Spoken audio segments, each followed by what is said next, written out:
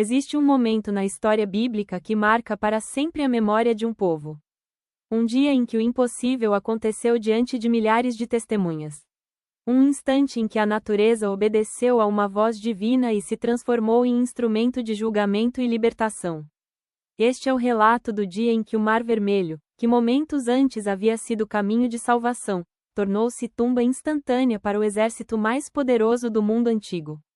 A história do Êxodo é repleta de prodígios e maravilhas, mas nenhum evento foi tão definitivo, tão dramático e tão cheio de significado como a abertura e o fechamento das águas do Mar Vermelho. Este não foi apenas um milagre entre muitos, foi o momento culminante da libertação de Israel, o ponto sem retorno que separou definitivamente os hebreus da escravidão e os egípcios de sua arrogância. O contexto: 400 anos de escravidão. Para compreendermos a magnitude do que aconteceu naquele dia, precisamos voltar no tempo e entender o que levou Israel ao Egito. Tudo começou com uma família. Jacó, também chamado Israel, teve 12 filhos que se tornaram os patriarcas das 12 tribos. José, um desses filhos, foi vendido como escravo por seus irmãos invejosos e levado ao Egito. Mas Deus tinha um plano maior. No Egito, José passou por provas terríveis. Foi acusado injustamente e jogado na prisão. Mas sua fidelidade a Deus e sua habilidade de interpretar sonhos o levaram até a presença de Faraó. José interpretou os sonhos do rei sobre 7 anos de fartura seguidos de 7 anos de fome devastadora. Impressionado, Faraó nomeou José como governador do Egito, segundo apenas ao próprio rei.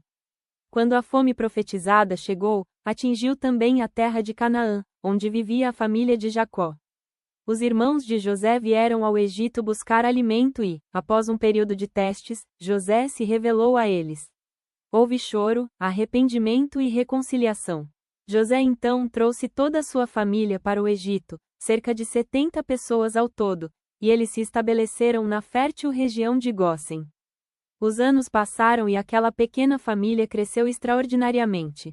Deus estava cumprindo sua promessa a Abraão de fazer dele uma grande nação. Mas surgiu no Egito um novo rei que não conhecia José nem se lembrava do que ele havia feito pelo país.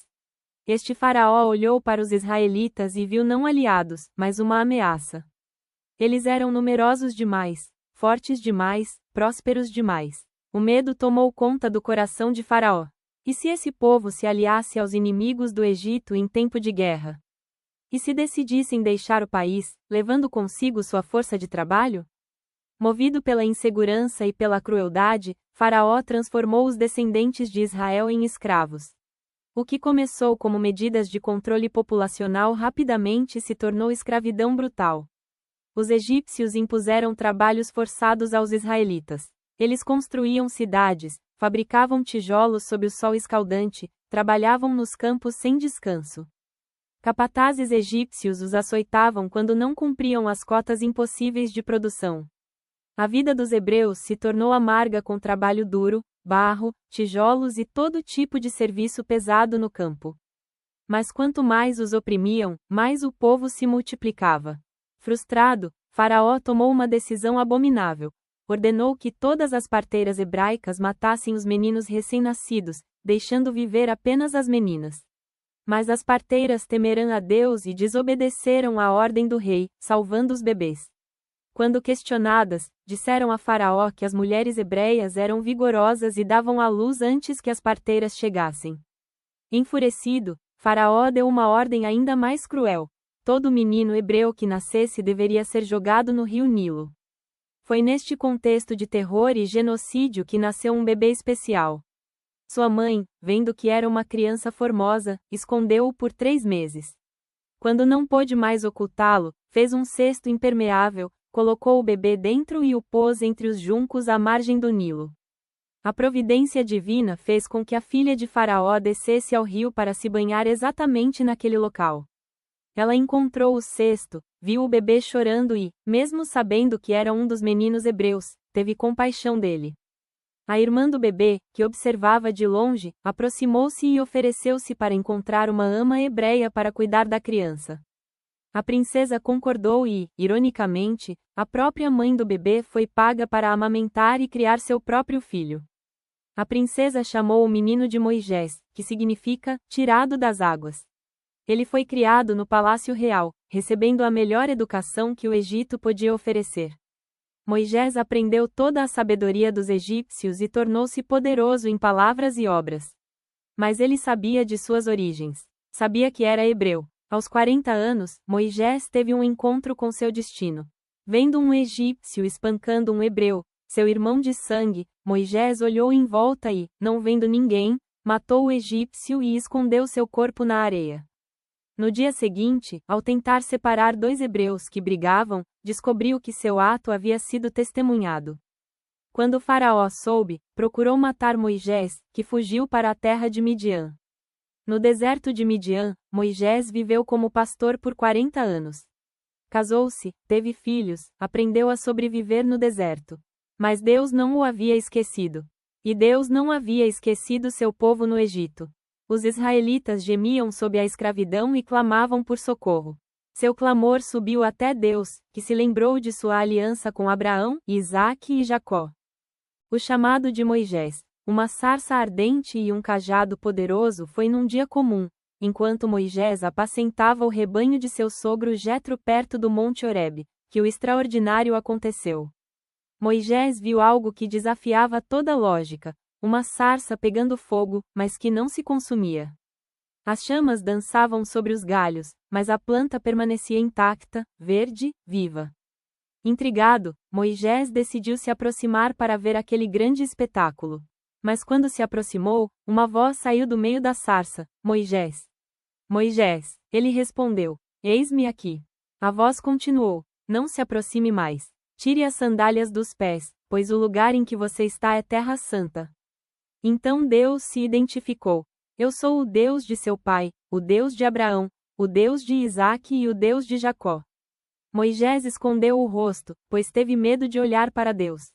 O Senhor então declarou que havia visto a opressão de seu povo no Egito, havia ouvido seu clamor por causa dos feitores e conhecia seus sofrimentos. Deus revelou seu plano: desceria para libertá-los da mão dos egípcios e tirá-los daquela terra para uma terra boa e ampla, uma terra que mana leite e mel. E Moisés seria o instrumento dessa libertação. Venha, eu o enviarei a Faraó para tirar do Egito o meu povo, disse o Senhor. Moisés ficou aterrorizado com a missão. Ele apresentou objeções uma após a outra. Quem sou eu para ir a Faraó e tirar os israelitas do Egito? Deus respondeu que estaria com ele. Moisés perguntou qual nome deveria dar quando o povo perguntasse quem o havia enviado. Deus revelou seu nome mais sagrado: Eu sou o que sou. Diga aos israelitas: Eu sou me enviou a vocês. Moisés continuou hesitante. E se o povo não acreditasse nele? Deus então lhe deu sinais. Perguntou o que ele tinha na mão. Um cajado, respondeu Moisés. Jogue-o no chão, ordenou Deus. Moisés obedeceu e o cajado se transformou numa serpente. Moisés fugiu dela, mas Deus mandou que a pegasse pela cauda. Quando Moisés a segurou, ela voltou a ser um cajado.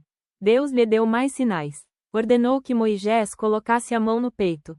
Quando a tirou, estava leprosa, branca como neve. Deus mandou que fizesse de novo, e a mão ficou curada. Se não crescem nesses dois sinais, disse Deus, Moisés deveria pegar água do Nilo e derramá-la no chão, e ela se transformaria em sangue. Mas Moisés ainda resistia. Alegou que não tinha facilidade com palavras, que era lerdo de boca e de língua. Deus, começando a se irritar, perguntou quem havia feito a boca do homem. Mas concordou em enviar Arão, irmão de Moisés, para ser seu porta-voz. Com o cajado de Deus na mão, Moisés finalmente aceitou sua missão e voltou ao Egito. O confronto, 10 pragas e o coração endurecido de Faraó. Moisés e Arão se apresentaram diante de Faraó com uma mensagem simples. Assim diz o Senhor, o Deus de Israel: Deixe o meu povo ir para celebrar uma festa em minha honra no deserto. A resposta de Faraó foi arrogante: Quem é o Senhor para que eu lhe obedeça e deixe Israel sair? Não conheço o Senhor e não deixarei Israel sair. Faraó não apenas recusou o pedido, como aumentou a opressão sobre os israelitas. Ordenou que não lhes fosse mais fornecida palha para fazer tijolos, mas que mantivessem a mesma cota de produção. O povo teve que sair para juntar restolho como palha, e quando não conseguiam cumprir as cotas, os capatazes hebreus eram espancados. O povo se voltou contra Moisés, culpando-o por piorar sua situação. Mas Deus havia advertido que Faraó não os deixaria ir facilmente. Seria necessária uma demonstração poderosa do poder divino. Assim começou uma série de pragas que cairiam sobre o Egito, cada uma mais devastadora que a anterior, cada uma um julgamento sobre os falsos deuses do Egito. A primeira praga transformou as águas do Nilo em sangue. O rio, considerado sagrado pelos egípcios, fonte de vida para todo o país, tornou-se intragável. Os peixes morreram e um fedor horrível se espalhou. Mas os magos de Faraó conseguiram reproduzir o prodígio com suas artes secretas, e o coração de Faraó permaneceu duro. Depois vieram as rãs, infestando cada casa, entrando nos fornos e nas amassadeiras. Quando Faraó implorou por alívio e prometeu deixar o povo ir, Deus removeu as rãs. Mas assim que Faraó viu que havia alívio, endureceu seu coração novamente e voltou atrás em sua palavra. A terceira praga transformou o pó da terra em piolhos que atacavam pessoas e animais. Desta vez, os magos não conseguiram reproduzir o feito e disseram a Faraó: "Isto é o dedo de Deus." Mas Faraó não quis ouvir. Enxames de moscas invadiram o Egito, exceto a terra de Gósen onde habitavam os israelitas. Esta foi a primeira praga que fez distinção clara entre egípcios e hebreus. Faraó começou a negociar, oferecendo que adorassem no próprio Egito, mas Moisés insistiu que deveriam ir ao deserto. Faraó prometeu deixá-los ir, mas voltou atrás quando a praga foi removida. A quinta praga foi uma peste terrível que matou todo o gado dos egípcios, mas não tocou nos animais dos israelitas. A sexta praga cobriu pessoas e animais com tumores dolorosos. Nem os magos conseguiam ficar diante de Moisés por causa das feridas. Mas o coração de Faraó permanecia endurecido. Então veio a sétima praga, uma tempestade de granizo como nunca se havia visto no Egito. O granizo destruiu tudo que estava no campo, pessoas, animais e plantas. Apenas em Gósen não caiu granizo. Faraó confessou seu pecado e pediu que a praga parasse, mas novamente voltou atrás assim que houve alívio. A oitava praga trouxe gafanhotos em quantidade nunca vista. Eles cobriram a terra de tal modo que ela ficou escura. Comeram tudo que o granizo havia poupado. Até os oficiais de Faraó o pressionaram a deixar os israelitas irem, mas Faraó continuou resistindo. A nona praga cobriu o Egito com trevas densas por 3 dias. Era uma escuridão que podia ser sentida, mas em todas as casas dos israelitas havia luz. Faraó ofereceu deixá-los ir, mas sem seus rebanhos. Moisés recusou. Enfurecido, Faraó ameaçou matá-los se o visse novamente. Moisés concordou que não veria mais seu rosto. Mas ainda faltava a praga final, a mais terrível de todas. Deus anunciou a Moisés que passaria por todo o Egito à meia-noite e mataria todos os primogênitos, desde o primogênito de Faraó até o primogênito da serva, e também os primogênitos dos animais. Haveria um grande pranto em todo o Egito, como nunca havia havido nem haveria jamais. Mas entre os israelitas, nem mesmo um cão latiria, para que soubessem que o Senhor faz distinção entre egípcios e israelitas. A Páscoa, sangue nas portas e libertação à meia-noite. Deus instruiu Moisés sobre como o povo deveria se preparar para aquela noite terrível. Cada família deveria escolher um cordeiro sem defeito, do sexo masculino e de 1 ano de idade. No 14º dia do mês, ao entardecer, deveriam abatê-lo. Então pegariam um pouco do sangue e o colocariam nos batentes e na verga das portas de suas casas. Deveriam assar o cordeiro no fogo e comê-lo naquela mesma noite, com ervas amargas e pães sem fermento. Deveriam comê-lo apressadamente, com as vestes presas, sandálias nos pés e cajado na mão, prontos para partir. Era a Páscoa do Senhor. Deus explicou o significado daquele sangue. Naquela mesma noite passarei pelo Egito e matarei todos os primogênitos, tanto dos homens como dos animais, e executarei juízo sobre todos os deuses do Egito. O sangue será um sinal para indicar as casas em que vocês estiverem. Quando eu vir o sangue, passarei adiante. A praga de destruição não os atingirá quando eu ferir o Egito. Os israelitas obedeceram exatamente como Moisés e Arão haviam ordenado. Eles abateram os cordeiros, aplicaram o sangue nos umbrais das portas e assaram a carne. Vestiram-se como viajantes, comeram apressadamente, esperando pelo sinal da partida. Do lado de fora, o sangue marcava cada porta, um testemunho silencioso da fé e obediência daquele povo. À meia-noite, aconteceu. O Senhor feriu todos os primogênitos no Egito, desde o primogênito de Faraó, que se sentava no trono, até o primogênito do prisioneiro que estava no calabouço, e também todos os primogênitos dos animais. Faraó se levantou durante a noite, ele e todos os seus conselheiros e todos os egípcios, e houve grande pranto no Egito, pois não havia casa sem um morto. O orgulho de Faraó foi finalmente quebrado. Durante a noite, ele mandou chamar Moisés e Arão e disse: Saiam. Retirem-se do meio do meu povo, vocês e os israelitas. Vão prestar culto ao Senhor, como pediram. Levem os seus rebanhos e o seu gado, como disseram, e vão. Mas abençoem também a mim.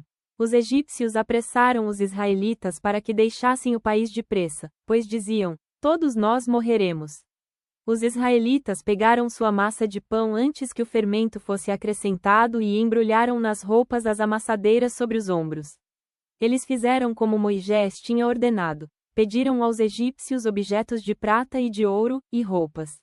O Senhor fez com que os egípcios vissem os israelitas favoravelmente e lhes dessem o que pediam. Assim eles saquearam os egípcios. A jornada começa. Do Egito ao Mar Vermelho os israelitas partiram de Ramessés em direção a Sucote. Eram cerca de 600.000 homens a pé, além das mulheres e crianças. O número total pode ter chegado a mais de 2 milhões de pessoas.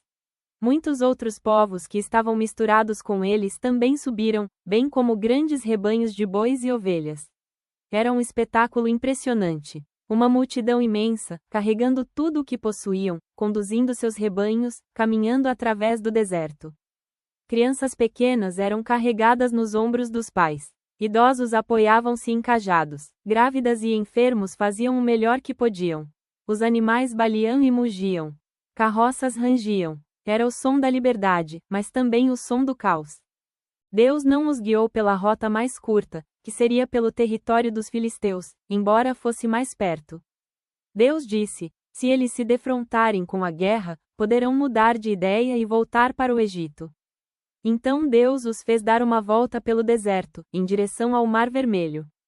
Os israelitas saíram do Egito preparados para a batalha. Moisés levou consigo os ossos de José, pois José havia feito os israelitas jurarem que, quando Deus os visitasse e os fizesse sair do Egito, levariam seus ossos dali. Mesmo depois de séculos no Egito, José havia crido que Deus um dia os libertaria. Agora sua fé estava sendo vindicada. O Senhor ia adiante deles. Durante o dia, numa coluna de nuvem para lhes indicar o caminho, e de noite, numa coluna de fogo para iluminá-los, e assim podiam caminhar de dia e de noite. A coluna de nuvem de dia e a coluna de fogo de noite jamais se afastavam do povo.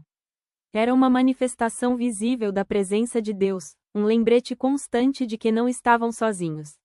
Eles acamparam em Etã, na entrada do deserto. Então Deus deu instruções específicas a Moisés: voltem atrás e acampem diante de Pi-Hahirote, entre Midol e o mar, próximo de Baal-Zefon, diante do qual acamparão, junto ao mar. Parecia uma ordem estranha. Por que voltar? Por que acampar junto ao mar? Deus explicou: Faraó pensará, os israelitas estão vagueando pela terra, confusos, encurralados pelo deserto. Endurecerei o coração de Faraó, e ele os perseguirá. Mas eu serei glorificado por meio de Faraó e de todo o seu exército, e os egípcios saberão que eu sou o Senhor. Era uma armadilha divina. Deus estava posicionando seu povo de modo que parecesse que estavam presos, sem saída. Montanhas de um lado, o deserto de outro, e o Mar Vermelho à frente. Era uma situação aparentemente desesperadora, mas fazia parte de um plano maior. A perseguição, a fúria de Faraó despertada no palácio do Egito, o lamento e o luto deram lugar à raiva e ao arrependimento. O Faraó foi informado de que o povo havia fugido. O coração de Faraó e de seus conselheiros mudou com respeito ao povo. O que foi que fizemos? diziam. Deixamos Israel partir e perdemos os nossos escravos. A economia do Egito dependia do trabalho escravo dos hebreus. Quem construiria suas cidades agora? Quem fabricaria seus tijolos? Quem trabalharia em seus campos? A perda era enorme, tanto em mão de obra quanto em prestígio. Como o Egito, a maior potência do mundo, havia sido humilhado por um bando de escravos. Faraó mandou preparar o seu carro de guerra e levou consigo o seu exército. Aprontou 600 dos melhores carros de guerra, juntamente com todos os outros carros do Egito, cada um deles com um oficial de alta patente. O Senhor endureceu o coração de Faraó, rei do Egito, de modo que ele perseguiu os israelitas, que tinham saído ousadamente. Os egípcios partiram em perseguição.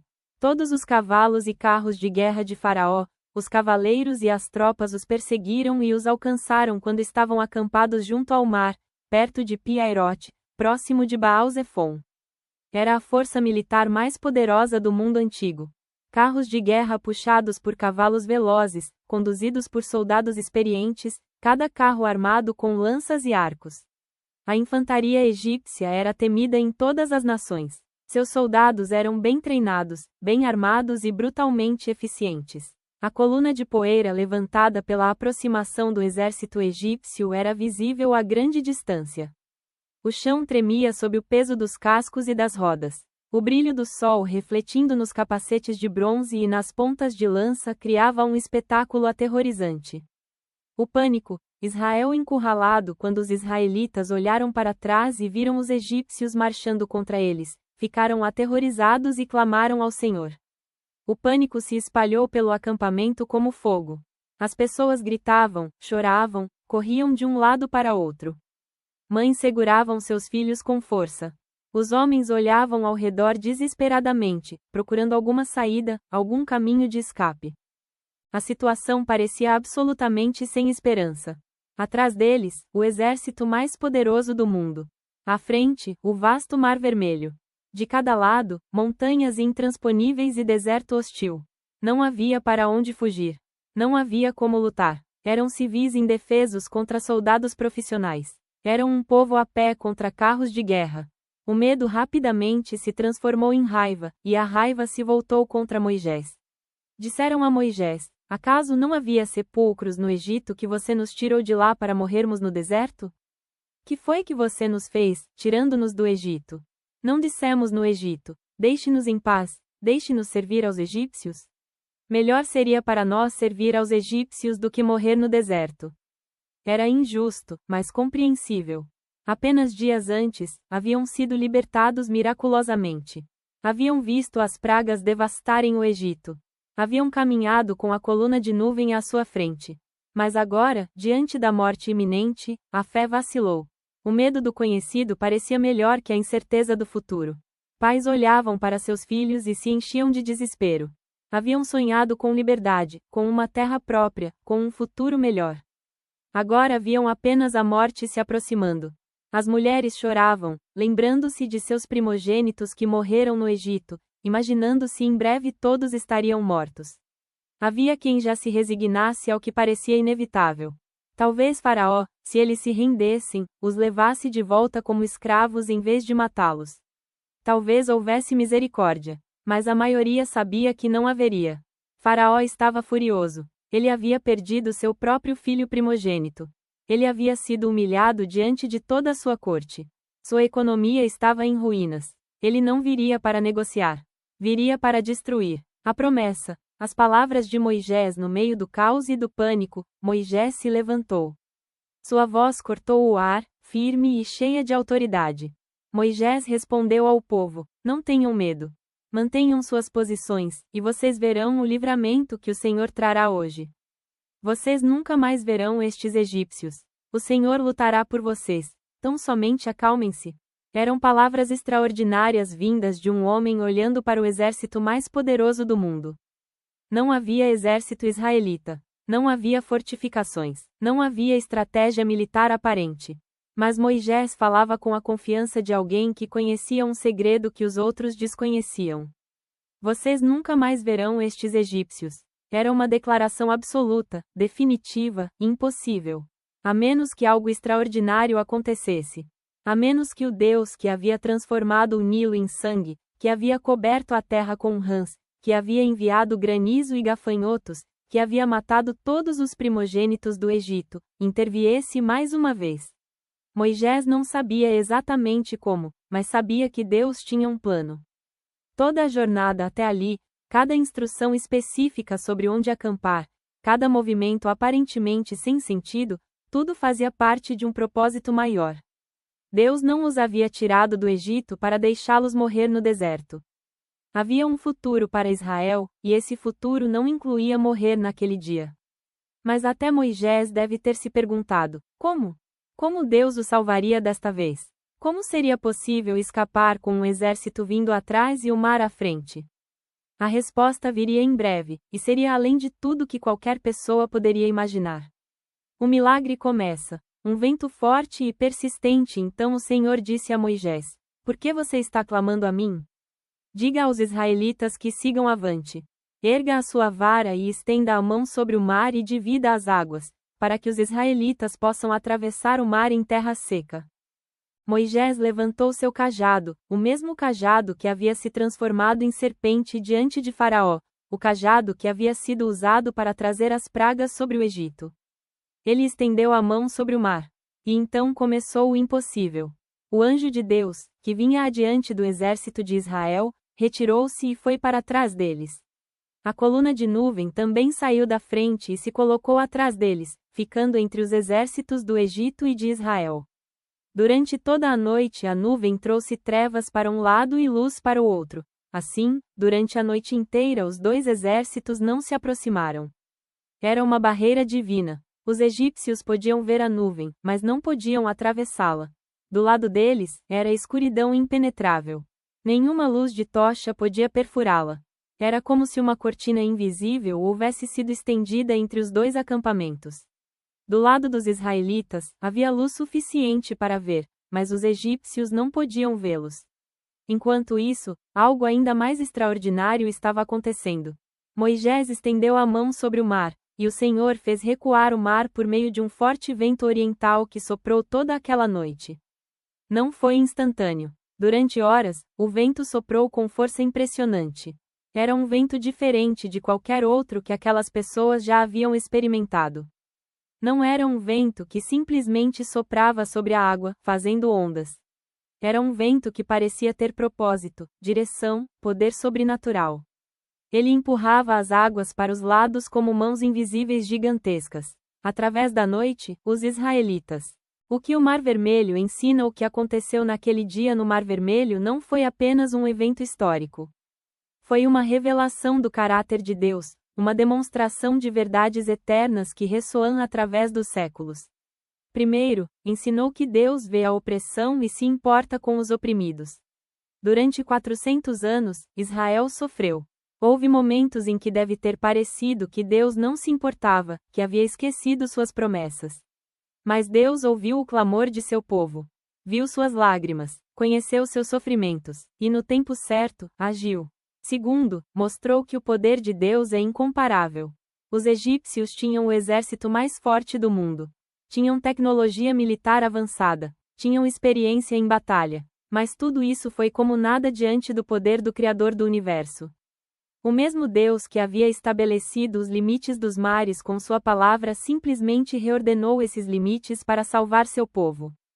Terceiro, demonstrou que a salvação vem pela fé, não pela força. Os israelitas não lutaram, não desenvolveram uma estratégia militar, não construíram fortificações, simplesmente obedeceram à ordem de Deus de seguir avante. Caminharam através do mar em terra seca porque confiaram que Deus manteria as águas afastadas. A fé deles foi recompensada com libertação. Quarto, revelou que há consequências para a persistência no pecado. Faraó teve múltiplas oportunidades de se arrepender. Viu 10 pragas devastarem seu país. Perdeu seu próprio filho, mas endureceu seu coração repetidamente. Quando finalmente enfrentou o julgamento no Mar Vermelho, não havia mais tempo para mudança. O dia da graça havia passado. Quinto, estabeleceu que Deus cumpre suas promessas. Séculos antes, Deus havia prometido a Abraão que seus descendentes seriam escravos em terra estrangeira por 400 anos, mas depois sairiam com grandes riquezas e voltariam para a terra prometida. Tudo aconteceu exatamente como Deus havia dito. O Mar Vermelho foi parte do cumprimento dessa promessa antiga. O significado profético, além do evento histórico. Para os israelitas, o Mar Vermelho se tornou o evento definidor de sua identidade nacional. Gerações futuras se identificariam como o povo que Deus salvou do Egito através do mar. O Salmo 136 celebra: aquele que dividiu em duas partes o Mar Vermelho, o seu amor dura para sempre. E fez Israel passar pelo meio dele, o seu amor dura para sempre. Mas lançou Faraó e o seu exército no Mar Vermelho, o seu amor dura para sempre. Mas o evento também apontava para além de si mesmo. Tornava-se uma figura, um tipo, uma sombra de libertações futuras. Os profetas voltariam repetidamente à imagem do Mar Vermelho ao falar sobre como Deus salvaria seu povo no futuro. Isaías profetizaria sobre um novo êxodo: não se lembrem das coisas passadas, nem considerem as antigas.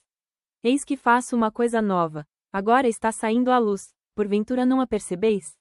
Eis que porei um caminho no deserto, e rios no ermo. O apóstolo Paulo, séculos depois, usaria a travessia do Mar Vermelho como imagem do batismo cristão. Ele escreveu: não quero que vocês ignorem, irmãos, que todos os nossos antepassados estiveram debaixo da nuvem, e todos passaram pelo mar. Todos eles foram batizados em Moisés, na nuvem e no mar. A água que trouxe julgamento para os egípcios trouxe salvação para Israel. Da mesma forma, Cristo atravessou as águas do julgamento de Deus, morrendo na cruz, para que aqueles que confiam nele pudessem passar da morte para a vida, da escravidão do pecado para a liberdade em Deus. O legado: como este dia mudou a história. O dia em que o Mar Vermelho se transformou em tumba instantânea mudou o curso da história de maneiras profundas e duradouras. Para o Egito, foi uma catástrofe sem precedentes. A perda de um exército inteiro, incluindo seus melhores soldados e oficiais, deixou o país vulnerável. A economia, já devastada pelas pragas, sofreu ainda mais com a perda de mão de obra escrava. O prestígio do Egito como superpotência foi severamente abalado. As nações vizinhas ouviram o que aconteceu e temerão o Deus de Israel. Para Israel, foi o nascimento de uma nação.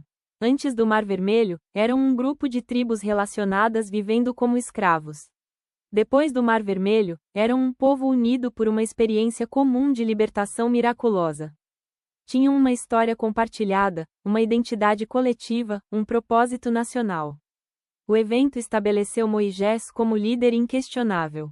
Ele era o homem através de quem Deus havia operado maravilhas. Era o profeta que ouvia a voz de Deus e transmitia suas instruções ao povo. Sua autoridade não vinha de poder militar ou linhagem real, mas de sua conexão com o Deus Todo-Poderoso. Para as nações ao redor, foi uma demonstração aterrorizante do poder do Deus de Israel. 40 anos depois, quando Israel estava prestes a entrar em Canaã, Raabe, uma mulher de Jericó, diria aos espiões israelitas: sei que o Senhor deu esta terra a vocês. Estamos apavorados, e todos os que vivem neste país estão tremendo de medo por causa de vocês. Ouvimos como o Senhor secou as águas do Mar Vermelho diante de vocês quando saíram do Egito. Reflexões finais. A tumba e o caminho. O Mar Vermelho naquele dia foi duas coisas ao mesmo tempo: tumba para uns, caminho para outros. As mesmas águas que se fecharam sobre os egípcios haviam se aberto para os israelitas. O mesmo mar que trouxe julgamento trouxe libertação. Tudo dependia de em que lado se estava. Para os egípcios, representava o fim de uma perseguição insensata. Eles haviam escolhido oprimir o povo de Deus. Haviam escolhido resistir à vontade divina. Haviam escolhido confiar em carros e cavalos em vez de reconhecer o poder do Deus vivo. E suas escolhas os levaram a uma tumba aquática da qual não havia retorno. Para os israelitas, representava o fim de uma era e o começo de outra. O Mar Vermelho foi o ponto de não retorno. Uma vez que atravessaram, não podiam mais voltar para o Egito. A escravidão ficou literalmente do outro lado do mar. Sim, enfrentariam desafios no deserto. Sim, haveria momentos de dúvida e rebelião. mas nunca mais seriam escravos do faraó. Há algo profundamente significativo no fato de que Deus não destruiu os egípcios com fogo do céu ou com uma praga instantânea. Ele usou água. A água é um símbolo de purificação, de novo começo, de batismo. O Mar Vermelho foi, em certo sentido, um batismo para Israel, uma passagem da escravidão para a liberdade, da opressão para a redenção. Conclusão: o dia que ecoou através dos séculos, milhares de anos se passaram desde aquele dia dramático nas margens do Mar Vermelho. Mas a história continua viva. É contada em sinagogas, em igrejas, em lares ao redor do mundo. É celebrada na Páscoa judaica. É relembrada sempre que pessoas enfrentam situações impossíveis e precisam de fé para crer que Deus pode fazer um caminho onde não parece haver nenhum. O dia em que o Mar Vermelho se transformou em tumba instantânea para o exército egípcio foi também o dia em que se transformou em caminho de vida para Israel. Foi um dia de julgamento e misericórdia, de morte e vida, de fim e começo. A mensagem central permanece relevante. O Deus que dividiu o Mar Vermelho ainda está no trono. O Deus que ouviu o clamor de escravos oprimidos ainda ouve as orações de seu povo. O Deus que fez um caminho através das águas ainda pode fazer caminhos através das impossibilidades que enfrentamos. Mas a história também carrega um aviso solene. Assim como houve consequências devastadoras para Faraó e seu exército que persistiram em se opor a Deus, ainda há consequências para aqueles que endurecem seus corações contra o Senhor. O dia da graça não dura para sempre. Chega um momento em que o tempo da decisão passa, e o que resta é apenas o julgamento. Para cada pessoa que lê esta história hoje, há uma escolha a fazer. Seremos como os israelitas, que confiaram em Deus e caminharam pelo caminho que Ele abriu, mesmo quando parecia impossível? Ou seremos como os egípcios, que confiaram em sua própria força e poder, apenas para descobrir tarde demais que estavam lutando contra o próprio Deus? O Mar Vermelho continua sendo um lembrete poderoso de que Deus é fiel aos seus, terrível para seus inimigos, e sempre capaz de fazer o impossível.